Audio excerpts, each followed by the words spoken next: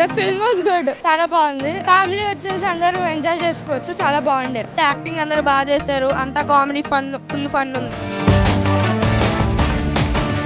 Definite గా చాలా బాగా ఎంజాయ్ చేస్తారు. Out and out comedy movie, అందరూ వచ్చి ఎంజాయ్ చేయండి. కిడ్స్ తో కలిసి చూడాల్సిన సినిమా, చాలా బాగుంది. Hilarious film, classic Indraganti sir's film. ఒక Saturday 3 hours very well spend laughing. ఇంటిల్లి పాది కడుపు నవ్వేలాగా ఉంటుంది సినిమా. ఒక జంజాల గారు, ఒక బాపు గారు మార్క్ లాగా ఉంటుంది. చాలా చాలా బాగుంది సినిమా.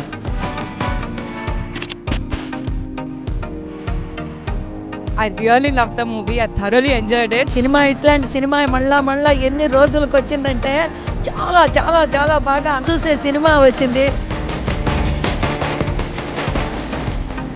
కామెడీ కోసం వెళ్ళాలనుకుంటే మాత్రం డెఫినెట్గా వెళ్ళి చూడండి. కడుపుబ్బా నవ్విస్తారు 100%. ప్రతి ఒక్కరు కంపల్సరీ చూడాల్సి ఉండేది. ఆఫ్టర్ లాంగ్ టైం నేను చాలా ఎంజాయ్ చేశాను. అందరూ హ్యాపీగా కడుపు నిండా నవ్వుకుంటున్నారు, తప్పట్లు కొడుతున్నారు, కేరింతలు చేస్తున్నారు. It's out and right full length comedy movie. I recommend everyone to watch it.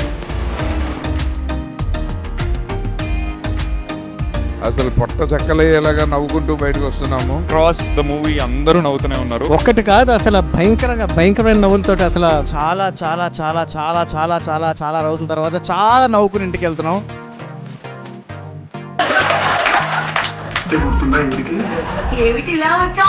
Start to finish non stop roller coaster ride comedy. Priyadarshi, Vennela Kishore and Viva Harsha, ఈ ముగ్గురు కాంబినేషను అసలు మీకు కడుపు నొప్పి వచ్చేస్తుంది సినిమా అయిపోయాడు.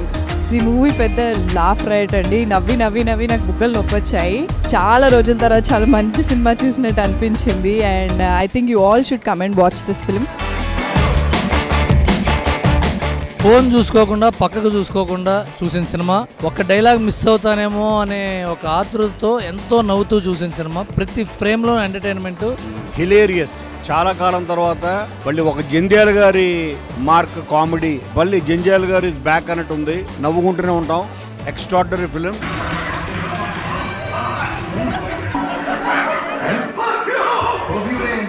ఎంత హిలారియస్ అంటే పిచ్చగా నవ్వుకున్నాను నేను. ఇమీడియట్గా రేపు ఉదయం సండే ఫ్యామిలీతో వెళ్ళి, ఈ మధ్యకాలంలో ఇంత హిలారియస్ సినిమా నేను సంక్రాంతి వస్తున్న తర్వాత ఇంత హిలారియస్ సినిమా ఇప్పుడే చూడటం.